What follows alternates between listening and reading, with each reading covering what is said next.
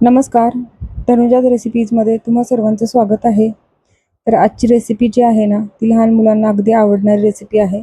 त्यामुळे आजची रेसिपी मीराने बनवली आहे आणि मी थोडीशी तिला हेल्प केली आहे, म्हणजे मिक्सर वगैरे करण्यासाठी वगैरे. पण बाकीचे सगळे गोष्टी ज्या आहेत तर ते तिनेच केलेत. तर खूप इझी आणि रेसिपी आहे आणि मुलांना तर फार आवडते. तर एका मिक्सरच्या भांड्यामध्ये एक पॅकेट आहे, तर कॉफीचं एक पॅकेट टाकलं, छोटेवालं पाऊच असतं ते. आणि त्यानंतर त्यामध्ये साखर टाकली 1 चमचा. तर मला थोडीशी कमी वाटत होती म्हणून मी थोडीशी नंतर टाकली आहे त्यामध्ये. आणि पाणी आहे, तर साधारणतः एक 2-3 चमचे अंदाजे इतकं पाणी आहे, तर ते ॲड केलं आहे. आणि आता हे असंच मिक्सरला चांगलं फिरवून घ्यायचं आहे. तर छान असं फिरवून घेतलं बघू शकता तुम्ही.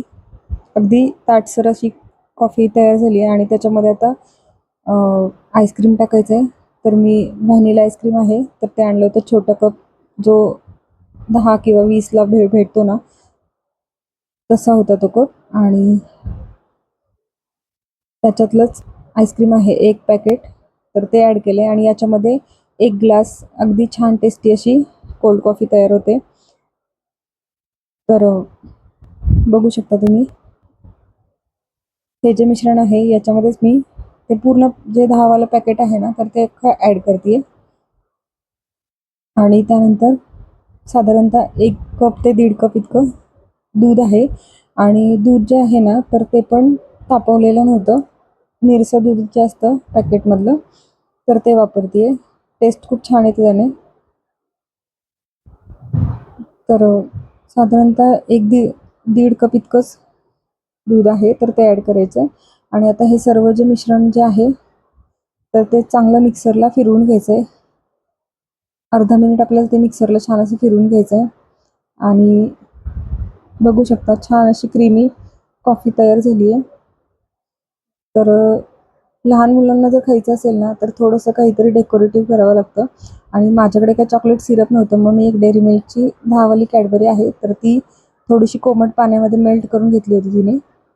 आणि ती थोडीशी पूर्ण सगळ्या बाजूने आहे ना, तर ती स्प्रेड करून घेतली आहे. तर ते दिसतानाही ग्लासमध्ये छान दिसतं आणि असं काहीतरी डेकोरेटिव्ह असेल ना, तर मुलांना पण ते आवडतं. त्यामुळे मी थोडंसं ते स्प्रेड करून घेते आहे. आणि त्यातलंच थोडंसं कॅडबरी आहे थोडीशी, तर ती मी ठेवून घेणार आहे, जी मी नंतर कॉफी ॲड केल्यानंतर वापरणार आहे.